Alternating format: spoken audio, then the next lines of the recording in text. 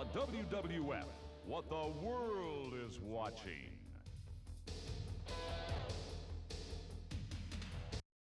All right, so now we are reaching the point where Sculptured Software really starts to shine with their wrestling games. This is WWF Royal Rumble for the Super Nintendo. I have a lot to say about the quality of life improvements that Royal Rumble offers over Super Wrestlemania. A unique mode or two to go over, definitely going over one of them. And this roster here is sans Hulk Hogan, because this is released in 1993. We are fresh out of the Hulkamania era of wrestling. Ignore a few one-off appearances he might have made at a WrestleMania or two, but this roster, the general gameplay, this game's where it's at. This is my favorite of the 16-bit offerings, especially the Super Nintendo version, for reasons. Brawl is basically a one-fall matchup. The difference is when your life bar is depleted to 0, you lose. Vice versa, if you can take your opponent's life bar directly down all the way. So we're just going to do a one-fall match to kind of show off the game. New difficulty sliders, 1 to 10, which is very nice. Once again, you can choose the opponent or have the CPU do it. I just want to look at this roster as we start on Ric Flair. You don't get Hulk Hogan, but you do get Ric Flair. What a unique pocket of time for the WWF where he's allowed to be included in this game. So we'll go through the roster in another mode. For now, I just want Ric Flair to be highlighted and acknowledged. The real world's champion. And yeah, we'll go through this roster in another mode. For now, I just want to focus on the most World Wrestling Federation wrestler, the Narcissist. Lex Luger, 6'6", 275, 4% body fat. Yeah. One of the iconic WCW mainstays is sitting here in a WWF game. He's going to be in a few more after this. This is not a one and done for the Narcissist. So we're going to pick him for this one-on-one match. It's just Ric Flair versus the Narcissist Lex Luger. This is something you would see in a WCW game. But here it is. Okay, controls. Get ready for more button mashing, because, oh yeah. Punching and kicking, very self-explanatory. The new grapple system introduced now has a meter to indicate who is at advantage. If you don't gain the advantage in a certain amount of time, the grapple just breaks. And yeah, that's basically the who what's it's when it comes to controlling your character in Royal Rumble. Not too much has changed after Super Wrestlemania. It's just generally a solid wrestling game. Like, everything about this game just clicks and works, and you know who's winning your grapple finally. You're still gonna button mash like hell, but at least you know if you're winning or getting screwed over. Alright, I just need to stomp you down. I need to get as much damage as I can, because I picked difficulty 6 due to confidence, but if you get really unlucky.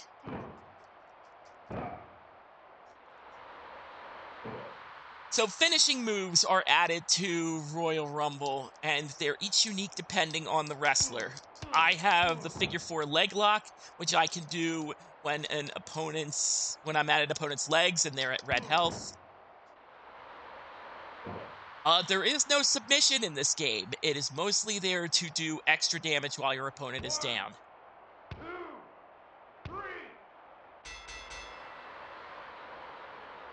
There are a few extra additions like atomic drops and backbreakers, and of course running moves are standard issue, but you just have more variety in this game compared to Super WrestleMania, and you have finishing moves as well. Everything about this game is correct when it comes to the wrestling. I have nothing but praise, very few complaints on this one. With that being said, let's get to the marquee matchup of this game, Royal Rumble. We're going to tone the difficulty down, cut it in half to make this a little more manageable. So, the lineup. Obviously, we have Ric Flair. We have Kona Crush. I'm just going to go over all the wrestlers, give them each their profile, because they honestly deserve it. This is one of my favorite rosters of the 16-bit era, and Kona Crush here, like, good to have him in this game. He's definitely a representation of the new era of WWF wrestlers with, like, the hand and the bad attitude, and just... This guy transforms himself so many times when he's in the WWF. Tatanka here.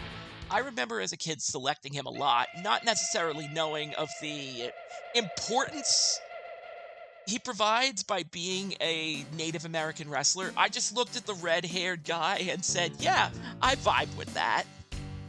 So Tatanka here is a very nice addition, because you don't see him often in WWF games. He's basically in, like, 2 more after this. Like, obviously you have the Sega CD version, which we'll go over, and he's like Steel Cage Challenge Master System, which I'm not covering, but yeah, good to see him here. Bret the Hitman Hart. This is when he was at his WWF champion peak.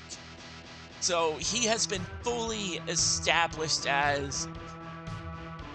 Well, it would take him a while to be established as the new face of the WWF, but he has arrived in terms of a main event level threat. So good to see Bret Hart here. Not his debut, but absolutely, he's a mainstay at the time. Speaking of mainstays, we have The Undertaker. He's to be expected at this point, and he is always welcomed. What do you want me to say about The Undertaker that hasn't already been said? One of the greatest gimmicks of all time. It's like mandatory viewing. Mr. Perfect is another wrestler I'm happy to see in this game. I don't know if he's in the Genesis version or not, so best to appreciate him while you can, because he's not in too many WWF games after this. And yeah, he's very well represented here. The Perfect Plex. It's not just a plain-ass, ordinary suplex like the teardrop that Shawn Michaels had. Yeah, Mr. Perfect. Macho Man Randy Savage. At this point, he was, like, this was released in 93. He was a commentator for the WWF, but he had his share of wrestling matches in the previous year, so if you're gonna put Randy Savage in your game, you might as well. It's the Macho Man. Who doesn't love being the Macho Man? $1 Million Man Ted DiBiase basically had a career resurgence due to Money Inc. So yeah, he's sticking around in these WWF games for a bit. He's been in a few. I don't know if he's in much more after this. So yeah, another guy you might want to appreciate while you still got him. Again, we've been over the Narcissist, Lex Luger, a unique pocket in time where you have 2 of the most iconic faces in WCW in Ric Flair and Lex Luger here in a WWF game. Like, this is why this game is so special to me. Like, a lot of dream matches being realized. Yokozuna was also on his way up at the time. This game was released summer of 93, so he would be champion at the time. A very worthy entry into this game. I remember picking him a lot as well, because he's the big, heavy guy. I'm probably going to pick him for the Royal Rumble, honestly. And yeah, Razor Ramon, the bad guy. Finally get to acknowledge one of the better characters of the new era. Big Razor Ramon fan here. Not going to pick him for Royal Rumble stuff because I have a specific game in mind for him down the line. You have Shawn Michaels, who had been an established Intercontinental Champion at this point, breaking free of his rocker's shell at last. We have him here. His theme is great. He still has the teardrop suplex at this point. No sweet chin music to speak of. But that is your general roster. Like, it's a who's who of people at the time, like I said. And we're playing a Royal Rumble mode, so obviously someone who's 500 pounds plus, it's going to be a pain in the butt to remove him from the ring. So the rules of the Royal Rumble are as follows. 2 men start in the ring.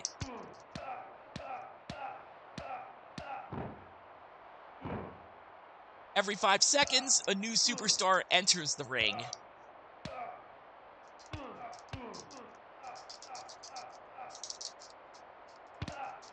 This process of superstars entering the ring will continue until there are 6 superstars in the ring maximum. At that point, a new superstar does not enter the ring until one of them is thrown out or eliminated. And eliminations only occur when a superstar is either thrown over the top rope. That is the only way. There is no pinfall here, unlike WrestleFest's Royal Rumble. You got to do it the old-fashioned way. And this process of eliminating superstars, them entering the ring, continues until all 12 men have come and gone. And, of course, last man standing wins the Royal Rumble. I'm just going to be doing my thing, punching and kicking to maintain dominance, to try to stay out of the action, try to keep myself loose. You can use illegal moves in Royal Rumble and Brawl. Like, this choke here, you normally don't get access to it. It's this and, like, an eye gouge that you get access to. In one-on-one matches, I believe you can knock the referee down and then get access to them, which is really cool. Oh my god, I can't win these.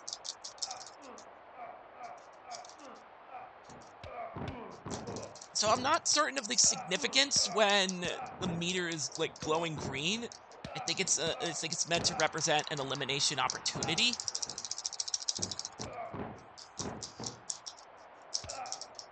But yeah, this is a mode I just boot up whenever I just want to beat up multiple people, and it's like, it accomplishes that. Oh no, fuck off.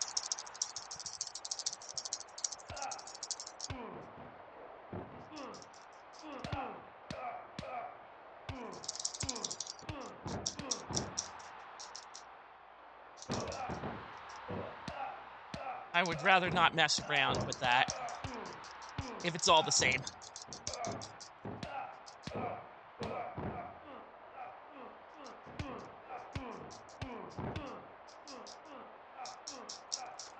You know, I've made no choke. But yeah, with Royal Rumble, everything just kind of comes together with this game. It feels better than Super Wrestlemania. It feels more fair, it's more colorful, there's more moves to do, there's obviously finishing moves to do. Yokozuna does have his bonsai splash. When he's in the corner, you press R, but you won't really be seeing it here. No, not the sharpshooter, Brett, please. I need that health bar to live. No, Brett. No way. It's gonna be WrestleMania 9 again.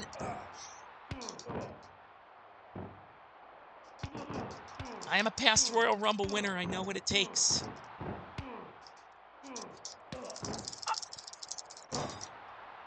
Yeah, I really gotta watch that, because I have no health left, and any old hip toss is gonna do the job.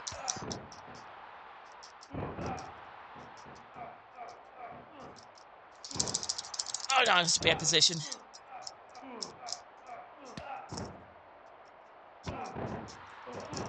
Yeah, there are staggered and groggy poses, and they do come in play for certain superstars' finishers. Like Crush can only do his finisher on a groggy opponent from the back. Nope. sorry. This is life or death.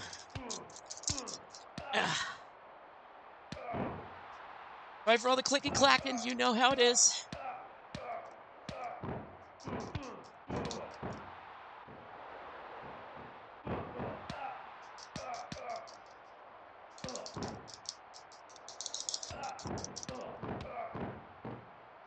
Alright, I thought I was a bit closer. You can toss someone from the ring farther away than you might think. You don't need to be hugging. You don't need to be hugging the ropes to throw them out. Alright. You guys do your thing. I'll just be over here doing my thing.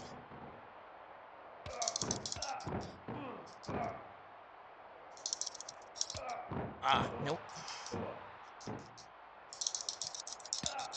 That's green, that's a good sign. Yeah, y'all just fight it out. I'll just be here relaxing. Oh, there's a Razor's Edge going on. It's one of the other finishing moves in the game. That's happened so quickly.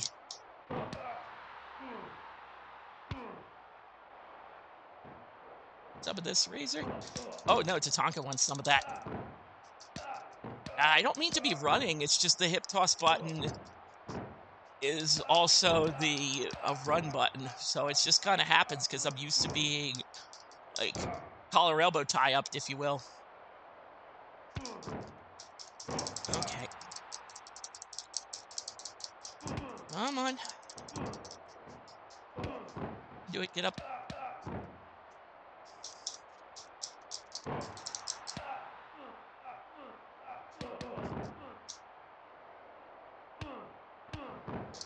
Yeah, that means that everybody's kind of weak and groggy right now.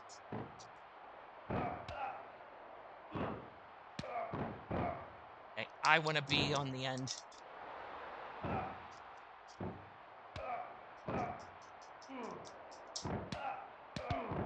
Barely see where I am, but it's fine.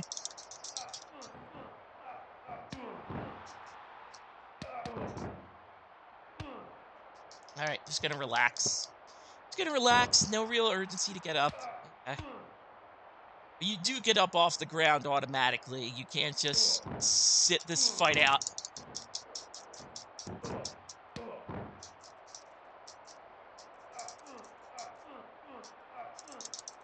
Oh, God!